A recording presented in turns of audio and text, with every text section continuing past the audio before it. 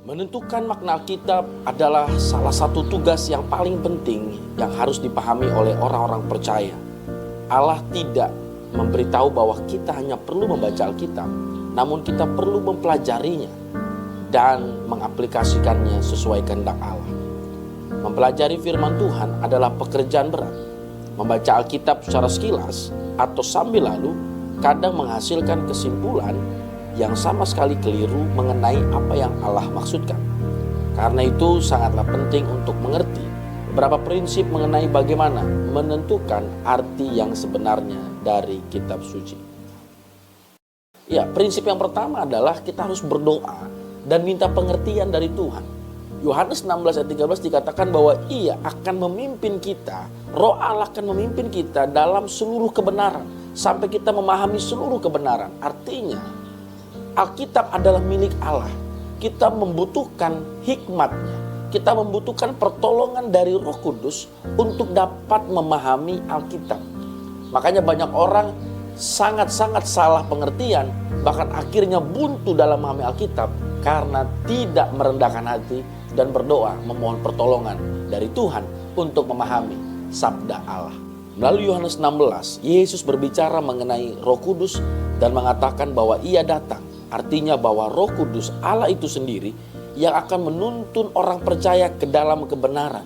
Sebagaimana Roh Kudus menuntun para rasul menulis perjanjian baru, Allah yang sama juga membimbing kita untuk mengerti kitab suci. Yang kedua, dalam memahami Alkitab, yang perlu kita ketahui adalah jangan memisahkan ayat kitab suci dari ayat-ayat sekitarnya.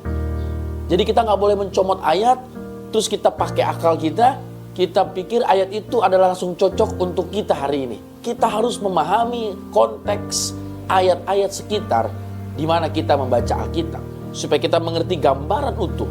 Sehingga dalam baca Alkitab kita perlu memahami arti Alkitab secara sederhana, maknanya tentang pada masa itu. Setelah kita memahami arti Alkitab pada masa itu, pada masa sesuai konteksnya, barulah kita bisa mengambil prinsip-prinsip rohani tentang masa kini. Sehingga kita bisa memahami implikasinya secara praktis dan tidak salah sasaran.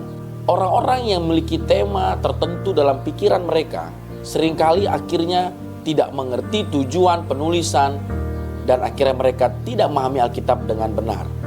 Oleh karena itu penting untuk orang percaya membaca latar belakang dari kitab yang mereka pelajari, supaya kita mengetahui siapa yang menulis kitab itu, kepada siapa kitab itu ditulis, dan kapan kitab itu ditulis, dan mengapa kitab itu ditulis. Kemudian bacalah pasal-pasal yang mendahului ayat atau ayat-ayat yang sementara Anda pelajari, supaya orang percaya bisa memahami apa topik yang dibicarakan oleh penulis kitab itu. Berhati-hati dan biarkan kata-kata ayat itu berbicara dari diri sendiri. Kadang-kadang orang menaruh arti dari pemikiran mereka sendiri sehingga mereka tidak bisa menafsir Alkitab dengan benar. Yang ketiga, yang terakhir adalah jangan biarkan kita membaca Alkitab sendirian. Mari bangun komunitas, mari ajak teman-teman, bahkan terbukalah dengan pembimbing rohani, baik pembina rohani secara komunitas atau gembala sidangmu, supaya kita mampu memahami Alkitab secara sehat dan benar.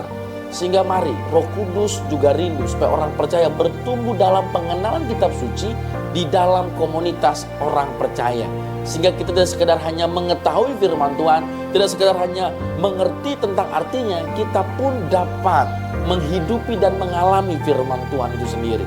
Pesan saya adalah mari kembalilah menjadi gereja Tuhan yang bersemangat untuk menikmati, mempelajari, terlebih mengalami firman Tuhan dalam kehidupan kita. Percayalah, orang yang bertumbuh, orang yang belajar firman Tuhan, pastilah menjadi orang yang sanggup mengatasi segala musim kehidupan ini. Karena kita percaya langit bumi akan lenyap, namun firman Tuhan tinggal tetap. Mari, jadilah orang Kristen yang bertumbuh secara kuat melalui firman Tuhan. Haleluya.